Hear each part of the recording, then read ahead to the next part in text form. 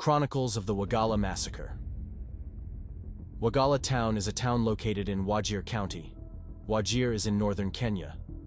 Northern Kenya is what was formerly known as the Northern Frontier District, NFP. At first the colonialists called northern Kenya their protectorate, then later a colony. Much later, it became a buffer zone between Kenya and Somalia. It was during this time that it was given the operative term, Northern Frontier District. Later in the years, legislations were passed by the parliament to control and isolate NFD further. In 1902, movement in and out of NFD was restricted, and in 1932, the British bestowed the NFD administrators with extensive powers to arrest, restraint, and detention. Finally, collective punishment of tribes and clans was legalized in NFD. By 1963, Kenya was practically divided into two. That is the North and the South. The people in the North called the South, down Kenya. To them, they were not part of Kenya. In the 1980s, conflicts and fights between the Dagodia and Ajuran clans rocked Wajir. In one incident, the Dagodia clan attacked the Ajuran clan, killing 1 man and 5 women. The Ajuran started blaming the Moi Guft for failing to protect them, as if they were not Kenyan citizens. As a result, all hell broke loose. It all started with a high-level cabinet committee meeting at Harambee House, where the political idea justifying a massacre was mooted. There are no details that emerged from this meeting, no minutes or reports. Even the efforts of the TJRC did not unearth what policy prescriptions were discussed that initiated a process that culminated in the death of so many people. Sources confirm that a meeting took place at Harambee House, in which security issues concerning Wajir were discussed, and that orders were given to the Provincial Security Committee in Garissa to initiate a security operation against a small Somali subclan living in Wajir district. Timing, strategy, and resources. The meeting gave authorization, but the timing, strategy, and resources were left to the Provincial Security Committee, led by Benson Korea, who was the PC of Northeastern Province at the time. This committee authorized the District Security Committee to prepare the ground for the military operation. The district commissioner at the time, J.P. Matwe, was on leave. In the available documents and in his own testimony at the TJRC, the acting DC, Mr. M.M. Tiema, appears to have been used to achieve a predetermined objective. The final order for the operation was given on February 8, 1984. This was at a meeting held in Wajir by the Kenya Intelligence Committee. The District Security Committee and the Provincial Security Committee were in attendance. This meeting was the crucial source of authority to undertake the major security operation that followed.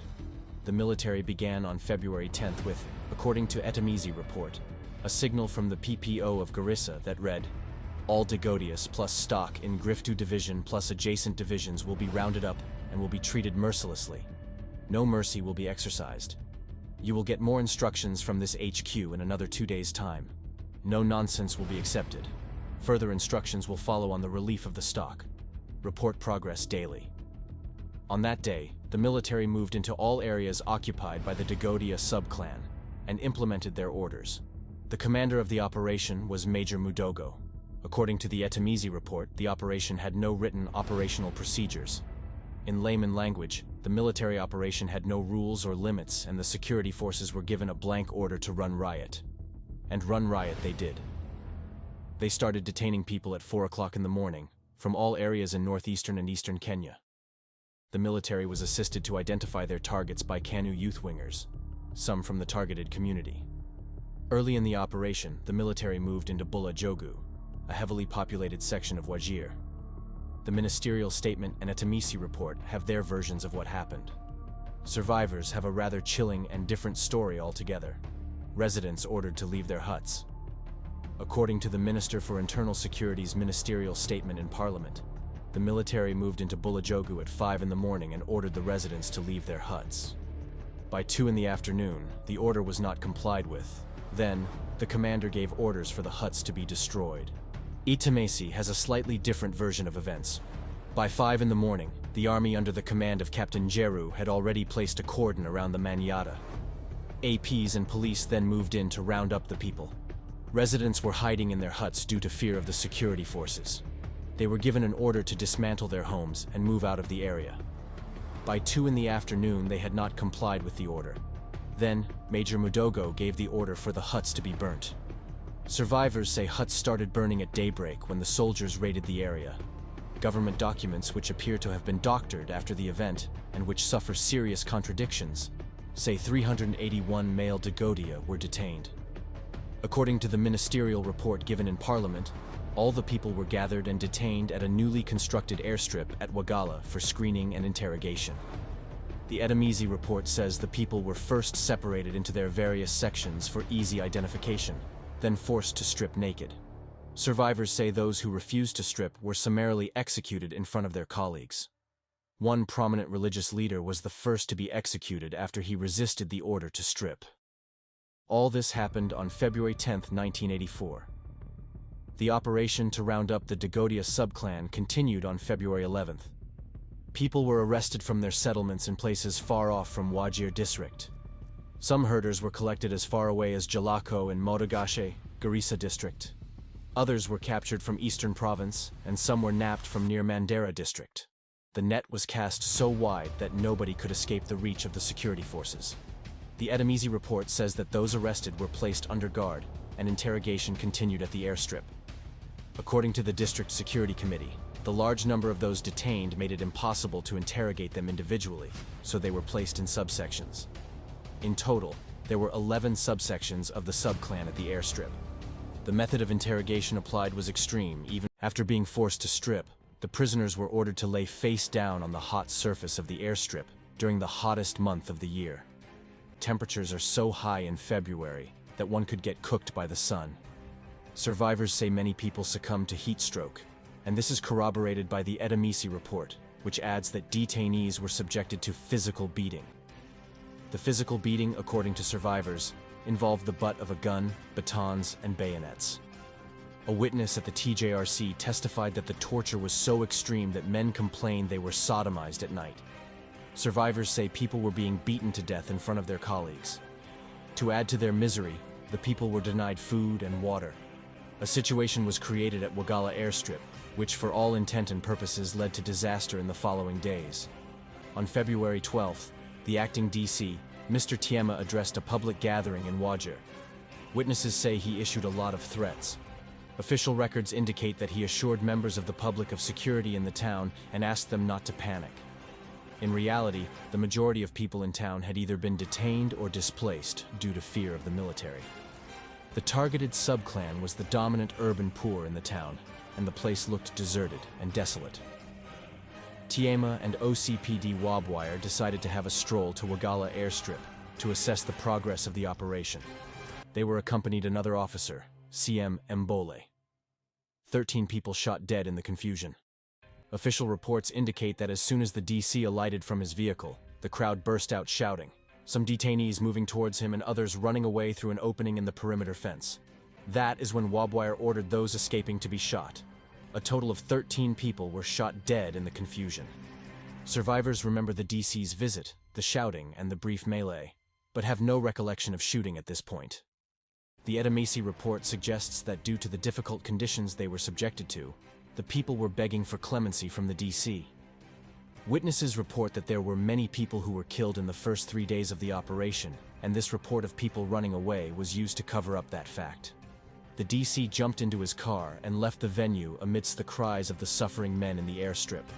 Edemisi reports that there were no successes in recovering guns and arresting any known bandits at this juncture.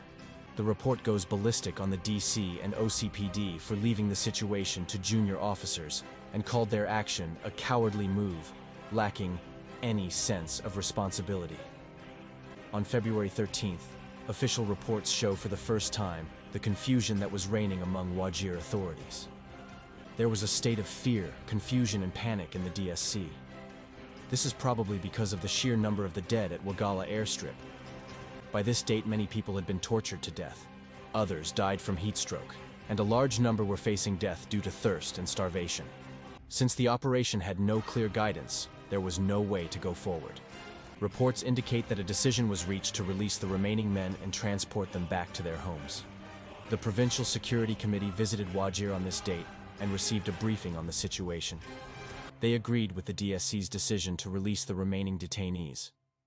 The Provincial Security did not visit Wagalla airstrip, but flew right over it. Survivors told the TJRC that they clearly remember a helicopter flying over the airstrip and being threatened by being told the PC was supervising the operations. The order to release the detainees was part of the cover-up that was conjured after the event. Full of dead bodies. February 14th, Valentine's Day of 1984, is completely absent from the official reports regarding what happened at the Wagalla Massacre. The Etemesi report says nothing about this date. However, survivors say it is the morning when the stampede actually happened. By this date, the Wagalla airstrip was full of dead bodies.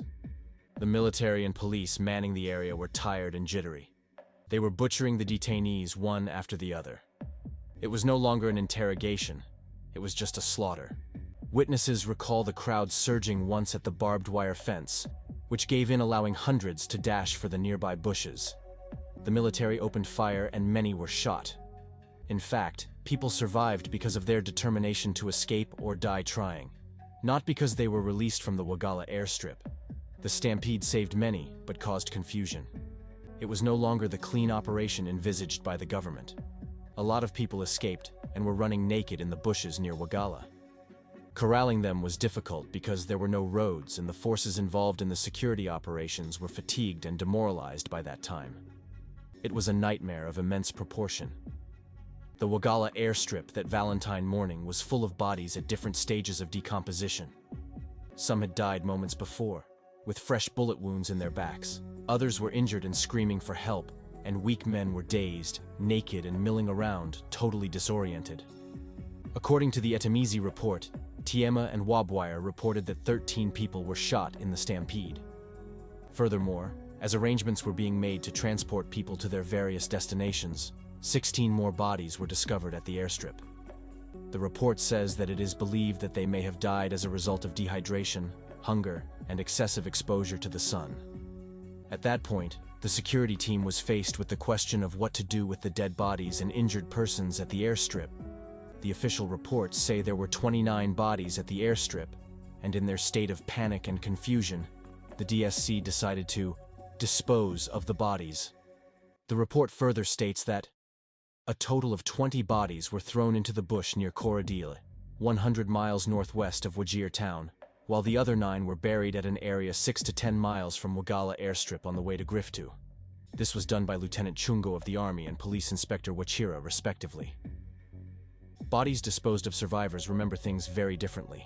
The dead, the injured, and the weak survivors were all thrown into the back of army lorries and disposed of in different locations. Some were discarded in the places mentioned in the official report, and others were dumped as far as areas in Moyal and Mandera districts. What they all agree on is that bodies were disposed of as off as 100 miles away from Wagalla airstrip. The Etemesi report agrees with the survivors when it states that the officers were unable to verify what took place at the airstrip and how many people died. Official records say that the Wagalla Massacre was a routine military operation gone wrong. The Etemesi report is specifically focused on this angle. The report says there were no specific instructions given to the subordinate commanders other than to show no mercy to the detainees. It seemed to the committee that compiled the report that no individual was responsible for any specific action. Accordingly, this was a mob action. The report says that the situation got out of hand and an unfortunate incident occurred at Wagalla airstrip. It further adds that the system of interrogation used at the airstrip left a lot to be desired and was very unprofessional. The most contentious question concerning the Wagalla Massacre is the death toll. Just how many people died in the carnage? The government has been stuck with the figure of 57 for decades, but this figure has no basis. No names or any other details of the deceased were given.